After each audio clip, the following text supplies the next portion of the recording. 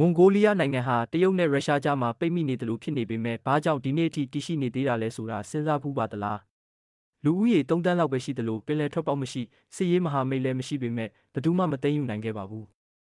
အကြောင်းရင်းတွေကဒီလိုပါပထမတစ်ချက်ကမွန်ဂိုလီးယားနိုင်ငံကအရန်ကြီးမားပါတယ်ကမ္ဘာပေါ်မှာအရွယ်အစားအရအကြီးမားဆုံးနိုင်ငံတွေကတနိုင်ငံဖြစ်ပြီးတဲကန်နာရတွေအလွန်အေးလွန်းတဲ့ဆောင်းရာသီတွေတောင်တန်းတွေနဲ့ပြည့်နှက်နေတာကြောင့်ဝင်ရောက်တိုက်ခိုက်ဖို့ဆိုရင်အိမ်မက်ဆိုးတစ်ခုလိုဖြစ်နေပါမယ်သိမ်းယူပြီးတော့ထိန်းချုပ်ဖို့ဆိုရင်ပိုတောင်ခက်ခဲပါမယ်ဒုတိယတစ်ချက်ကမွန်ဂိုလီးယားဟာကြားခံဒေသတစ်ခုပါတရုတ်ကရုရှားကိုသူ့နယ်စပ်နားမရောက်စေချင်တယ်လို့ရုရှားကလည်းတရုတ်ကိုမရောက်စေချင်ပါဘူးဒါကြောင့်မွန်ဂိုလီးယားကိုလွတ်လပ်နေစေတာဟာနှစ်ဖက်လုံးအတွက်အကျိုးရှိပါတယ်တတိယတစ်ချက်ကမွန်ဂိုလီးယားကိုနိုင်ငံတကာကအတိအမှတ်ပြုထားပြီးကုလသမဂ္ဂအဖွဲ့ဝင်နိုင်ငံလည်းဖြစ်ပါတယ်ဘယ်သူမဆိုဝင်ရောက်တိုက်ခိုက်ရင်ကမ္ဘာတဝန်းလုံးကစန့်ကျင်မှုတွေထွက်ပေါ်လာမှာမလွဲမသွေပါပဲ